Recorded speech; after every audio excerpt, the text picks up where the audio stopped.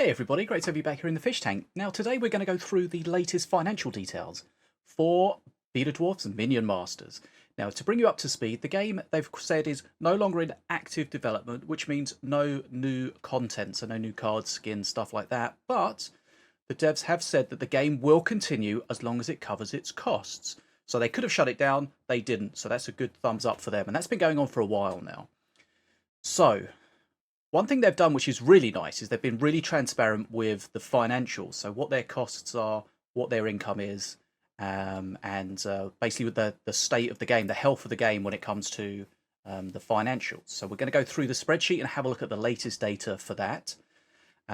If you're new here, make sure you hit the subscribe button to stay up to date with Minions. If you enjoy the content, give us a thumbs up and let's dive into the spreadsheet. Now, I'll put a link in the description, so this is available for everyone to check out. So really what we're looking at here is, first of all, the costs and the income, which is here. So the figures for May have been confirmed since we last looked at this, and they were slightly better to the tune of a couple of $100. So nothing really changed there. But if we just look at May, for example, here, costs $3,196, income $8,233, profit $5,000. And what the devs have said is that any profit over and above what the game makes will be banked and used in the future for the game to pay the costs, stuff like that, where necessary. So we're up to $42,000 as of May that we've got this banked revenue. So if the game stopped making money today, that can be used to pay it for, you know, we've got a year or whatever banked up. So that's the state of play up until May. Let's have a look now at the latest stats. So again, for June, the costs are the same, $3,196. And the income has gone up slightly from last month. So it's about $500 more from last month. We can see the breakdown with regards to the Steam, Xbox, and Android. So again, this month we've made $5,552, and of course that's added to our banked revenue. So we're now up to $47,897 of banked revenue. So well done for everyone supporting the game. I know it's difficult to buy rubies and stuff like that. If you're an experienced player, you've got everything, but remember, you are contributing to the future of the game. So great for everyone that's actually putting money into the game, and long will it hopefully continue. Now, what we did, I think, in the last video when we looked at this, and it was something I don't think we'd done before, is we looked at a forecast. We used some statistical analysis to forecast, based on the data we have, how is it going to be going forward. And we're going to look at that right now. So just simply using the forecast formula within Google Sheets. So the green is our data. So here we are at our 47,000 banked data. And we've forecasted it for a long time, and we're going to see how that goes. But remember, of course, this is a forecast. It's based on a small data set. It may be accurate, it may not, it may be wrong in a good way or a bad way. So definitely take that with a pinch of salt, but it's definitely interesting to look at. So here we are, June 2025. And if we extrapolate that all down, so we're looking at the profit, and of course we're keeping the banked profit going on.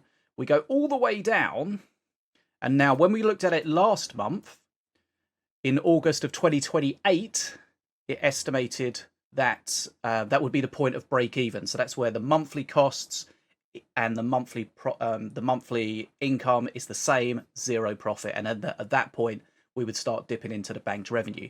That figure has been increased now till March 2029. Again, huge caveat, this is just based on just a forecast based on the data. Who knows whether this will be true or not, but based on this data in the forecast, it suggests that the game is going to break even in March 2029. So of course, once we get to that part, then we can start dipping into the banked revenue. And this says at that stage, we're going to have nearly $170,000 of banked revenue, which is wild. Now, as you can see here, the game is forecast to start losing money at that point. We start dipping into that banked revenue, and then using that banked revenue, again, based on last month, we were forecast to run out of money in May 2033. That's now been pushed off to August of 2034. That's a massive number of years in the future. So, again, this is just a forecast, but this could happen.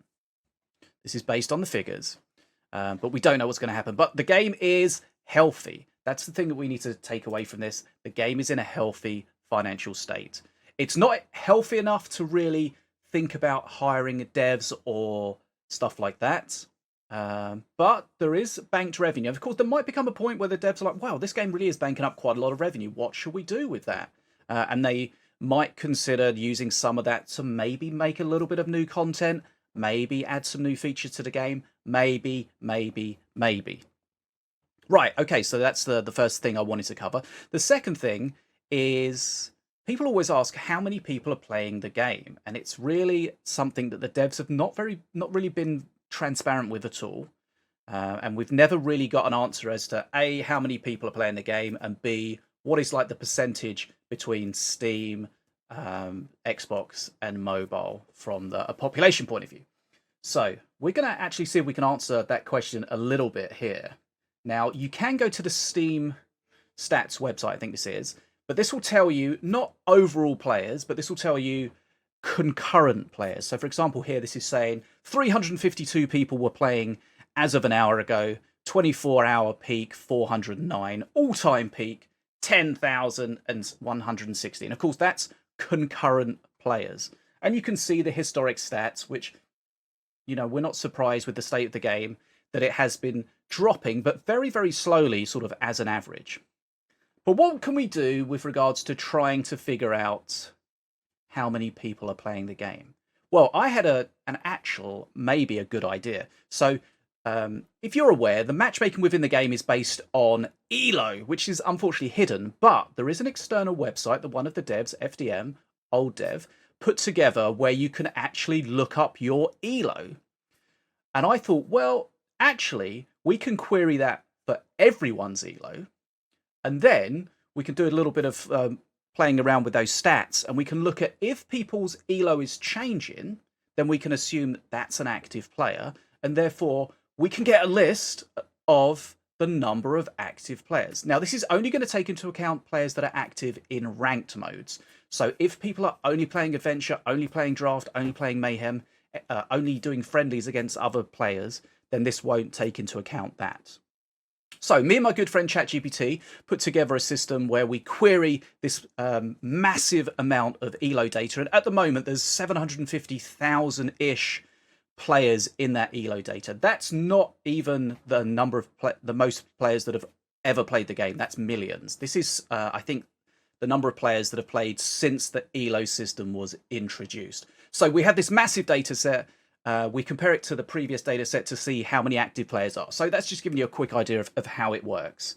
So what does that tell us? Well, remember, this data is not directly from the... Well, the ELO is kind of directly from the devs, but we are trying to get our answers from it separate to the devs. So again, take this with a pinch of salt.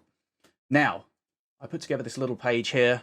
So this is showing all the players that have played the game since the start of July. So for this month, start of July until what we are today, the 28th. Hopefully it's not too small to see. We can make it a bit bigger here. Okay, so this is saying that in that period of time, we've had 14,000 people playing solos, 14,000 playing randoms, and 11,000 playing teams. Now, I'm kind of surprised that this figure is the same, which makes me wonder how accurate this is, but based on the data, that's what it says. Of course, some of these players can play in multiple modes, so we can't just add them together to get the active player mode. So the total unique active players is just over 19,000 for the month of July. And then I thought it might be interesting just to see if we could break down what the ELO of the players are. So we have a little graph here, a little table for each of them. Now, I think the reason why there's so few players in Wood is that this system will tell you the player's highest elo. And it's very difficult to play the game and stay in wood. Remember, this is a little bit confusing, but these are ranks based on elo, not ranks from the game. That's slightly different. That's why there's no sort of grandmasters or contenders, because it's very hard to get that rank based on elo. Right. So solos. Most solo players are apparently in gold. Well, gold rank based on elo, not gold rank in the game. Ugh, it's kind of confusing, right? But it gives us a good idea of the spread. And as mentioned, it will be the player's highest elo. So you can see that most players are around gold and platinum. And then for randoms, higher up, players may be getting carried more in those ranks, platinum and diamond. And then in 2v2 pre-mades, most players are in gold. Okay, so that gives us an idea of the number of active players. Don't know if this will compare exactly with what the devs would say if they answered the question, but I think this gives us a good idea. So active players in July, 19,000. Let me know in comments, are you surprised it's that high? Are you surprised it's that low? Or are you were you expecting that sort of number? Right, so there we have it. We've gone over everything we wanted to do today. Hopefully you found it useful. If you did, give it a thumbs up. Join me in the comments if you want to get involved and to engage the algorithm. And of course, if you're new here, hit the subscribe button to stay up to date with everything Minion Masters related. I'm Bad as a Fish, and this, as always, is an awkward wave.